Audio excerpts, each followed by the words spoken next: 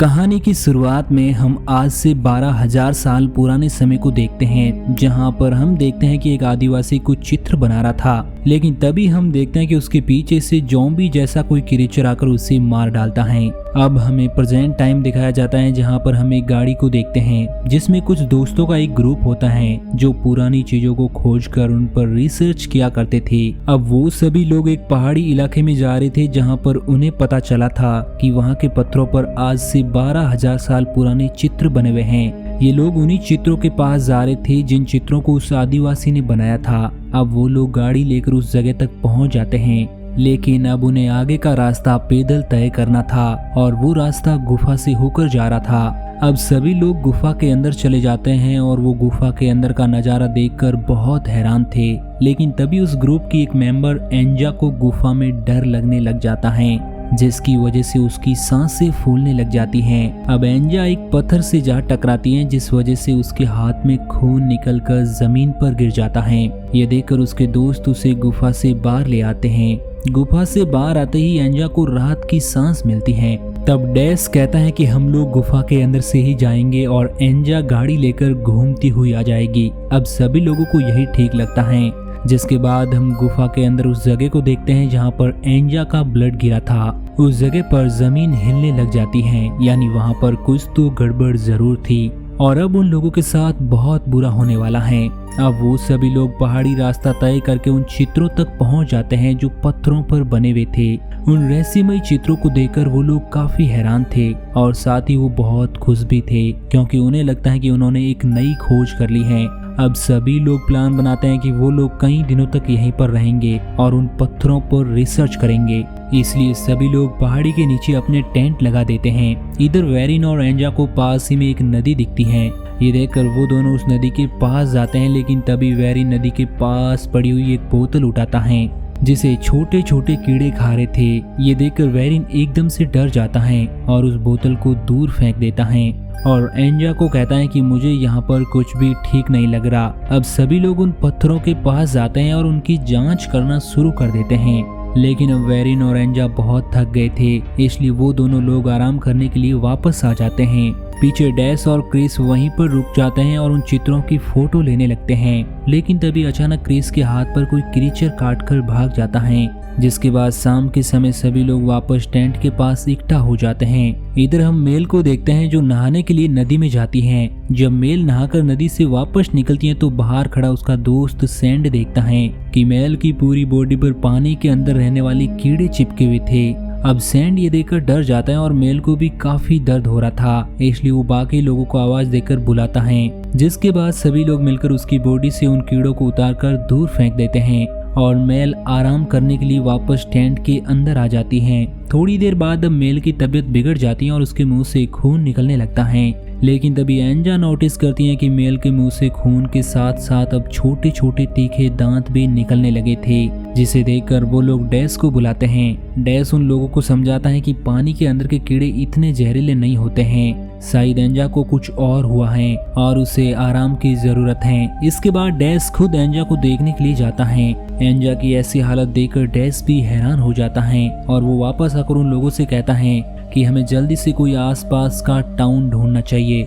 जिसके बाद dash sand को कहता है कि तुम एंजा को पास ही के हॉस्पिटल में ले जाओ, तुम सुबह तक वहां पहुंच जाओगे क्योंकि तुम्हें रास्ता मालूम है, और मैं यहीं रुकूंगा और इन पत्थरों पर रिसर्च करूंगा। अब वो लोग मेल को उठाकर गाड़ी के अंदर बैठाते हैं और वो देखते हैं कि गाड़ी के टायर्स को उन छोटे छोटे कीड़ों ने खा लिया था। जिसके बाद अब डैश मेल को उठाकर वापस टेंट के अंदर लाता है। अब रात बीत जाती है और सुबह होती है, जहां सभी लोग अपना अपना सामान वापस बांध रहे थे। लेकिन तभी क्रिश नोटिस करती है कि मेल दूर अकेले ही खड़ी है और उसकी हरकतें भी अजीब सी थी। जब वो पास जाकर देखती है तो वो बहुत ज्यादा डर जाती है, क्योंकि वो देखते हैं कि मेल एक जानवर को खा रही थी और वो दिखने में एक ज़ॉम्बी जैसी लग रही थी। अब मेल एकदम से क्रिस को नीचे गिराकर एक लंबी छलांग लगाती है और सैंड पर हमला कर देती है और उसका हाथ काट लेती हैं। ये देखकर बाकी के लोग बहुत ज्यादा डर जाते हैं। तभी समय रहते डैश आग से जलती हुई लकड़ी को उठाता है और मेल के सामने करता है। आग को देखकर मेल डर जाती है और वहाँ से भाग जाती है। इधर क्रिस जल्दी से अपना कैमरा उठाती है और उन पत्थरों पर बनी हुई पेंटिंग को देखती है और बाकी के लोगों से बताती है कि ये पेंटिंग कोई कहानी बताती है, इसलिए ये हमारे लिए चेतावनी है कि हमें समय रहते यहाँ से जल्दी निकल जाना चाहिए। दूसरी तरफ हमें जंगल में मेल को दिखाया जाता है जो जानवरों को मारकर उन्हें ले जाकर गुफा में फेंक रही थी। गुफा में जाते ही उन जानवरों की बॉडी अचानक से गायब हो जाती थी, यानी वहाँ कोई तो ऐसी चीज थी जो उन जानवरों को खा रही थी। इधर डैश और बाकी के लोग किसी भी हालत में मेल को पकड़ना चाहते थे क्योंकि वो बहुत ही ज्यादा खतरनाक हो चुकी थी, इसलिए सभी लोग मिलकर एक प्लान बनाते हैं। जिसके बाद वो लोग पत्तों के नीचे एक जाल को बिछा देते हैं। जिसके बाद सैंड डैश से कहता है कि तुम जाल के पास ही रहोगे और मैं पेड़ के ऊपर रहूंगा, और जैसे ही मेल तुम्हारे पास आएगी हम जाल में उसे फंसा लेंगे। और बाकी के लोगों का काम मेल को ढूंढकर उस जाल तक लाना था। अब सभी लोगों के पास आग होती है ताकि वो अपने आप को मेल से बचा सके। अब सभी लोग अपने काम पर लग जाते हैं। इधर हम एंजा को देखते हैं जिसके पास अब मेल आ जाती है और वो उस पर अटैक करती हैं, लेकिन एंजा के पास आग थी इसलिए मेल डर रही थी।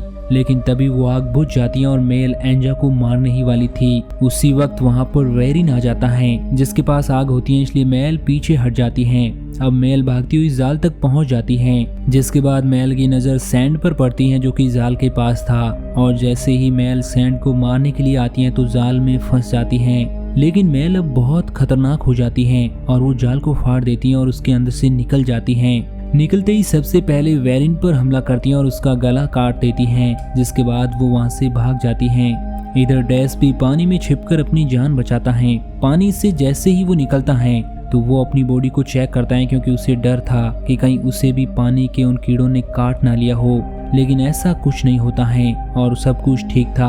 अब सभी लोग मेल को वहां से भगाकर अपनी जान बचाते हैं और इधर एंजा वेरिन का ब्लड रोकने की कोशिश करती हैं। अब रात हो जाती है और हम सभी लोगों को देखते हैं जो बहुत ही डरे हुए थे और आग के पास बैठकर बचने की कोशिश कर रहे थे। तभी थोड़े समय बाद वहां पर मेल आ जाती है और वो वेरिन की बॉडी को खींच कर ले जाती हैं और उसकी बॉडी को गुफा में फेंक देती हैं। इधर पीछे हमें डैश को दिखाया जाता है जिसकी तबीयत अब बिगड़ रही थी। मतलब साफ था कि जब वो पानी के अंदर गया था तो उन कीड़ों ने उसे भी काट लिया था और अब वो भी मेल जैसा बन रहा था। ये देखकर सभी लोग डर चुके थे क्योंकि अब उनकी मुश्किलें और बढ़ने वाली थी। तब सैंड कहता है कि हमें इसे मारना होगा, अगर हमने ऐसा नहीं किया तो यह भी मेल की तरह बन जाएगा और हम सबको मार डालेगा, इसलिए हमें इसे समय रहते खत्म करना होगा। अब यहाँ पर सभी लोग सोचने लग जाते हैं कि डैश को कौन मारेगा क्योंकि कोई भी उसे मारना नहीं चाहता था।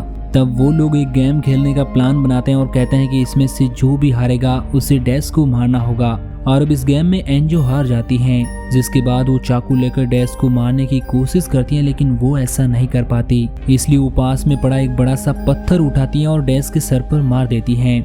अब सभी लोग अपनी जान बचाने के लिए उस जंगल में आगे बढ़ते हैं, लेकिन सैंड के सामने मेल आ जाती है, जिस कारण सैंड अचानक घबरा जाता है और वो भाग भी नहीं पाता और मेल उसे काट लेती हैं। अब मेल एंजा के पीछे पड़ चुकी थी और एंजा भागती हुई उस गुफा में चली जाती हैं। तब हम देखते हैं कि मेल उस गुफा में नहीं जा रही थी, जिसका मतलब साफ था कि वो गुफा के अंदर जाने से डर रही थी। इधर क्रिस अपनी गाड़ी के पास पहुंच जाती है और गाड़ी में हथियार ढूंढने की कोशिश करती हैं। तभी वहां पर डैश आ जाता है जो कि अब मेल की तरह बन चुका था और वो अब क्रिस पर हमला करता है।